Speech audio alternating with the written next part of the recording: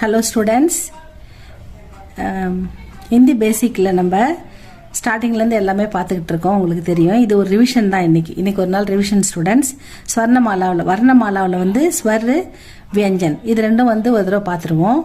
அ ஆ இ இ உ உ ரி ஏ ஐ ஓ ஔ அம் அஹ, இது ஸ்வர்னு சொல்கிறோம். வியஞ்சன் இது வந்து இந்த 8 ரோவும் தான் வியஞ்சன். இது வந்து கான்சனன்ட் அப்படின்னு சொல்லுவாங்க.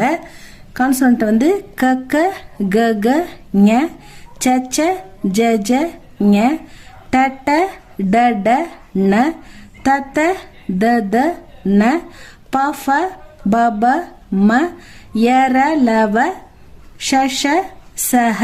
ஷ ஷ ஒரே சவுண்டு. ச ஹ இக்ஷ த்ர ஞ ஷர.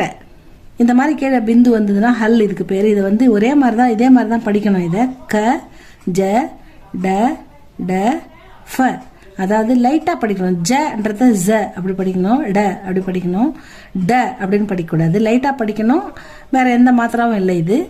இதான் வந்து க க க கங்க ச ச ஜ ஜங்க ட ட ட டன்ன த த த தன்ன ப ஃப ஃப எஃப் ஏ ஃப ப ஃப ப ப ம ய ர ல வ ஷ ஷ ச ஹ இக்ஷ இத்ர ஞ ஷர. இதுதான் வந்து நம்ம பார்த்துக்கிட்டு இருக்கோம். இதில் இந்த 8 ரோவில் 1 2 3 4 5 6 7 8 இந்த 8 ரோவில் நம்ம க க க இதுக்கு வந்து மாத்திரா பார்த்துட்டோம். ச ச ஜாவுக்கும் பார்த்துட்டோம். ட ட ட ட ந இதுக்கும் பார்த்துட்டோம். இப்போ தா வரிசை நம்ம பார்த்துக்கிட்டு இருக்கோம். அதில் இந்த ஃபர்ஸ்ட் தா பார்த்துட்டோம். இந்த செகண்ட் தாவுக்கும் இப்போ நம்ம பார்க்க போகிறோம். இதுதான் ஸ்டூடெண்ட்ஸ் நம்ம பார்க்க போகிறோம்.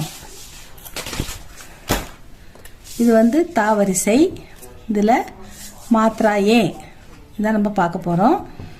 கோகுல் இந்தியா அகாடமியில் உங்களுக்கு ஹிந்தி பேசிக் 17க்கு வந்துட்டோம்.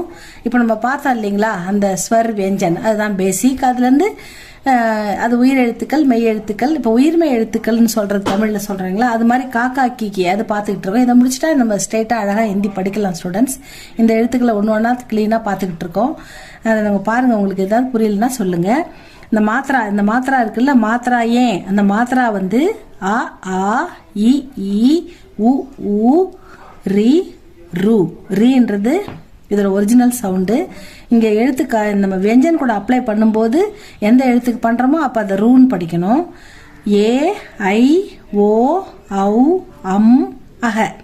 இப்போ நம்ம 4th ரோவில் இருக்குன்னு சொன்னோம் இல்லையா. 4th ரோ எது? த த த த ந.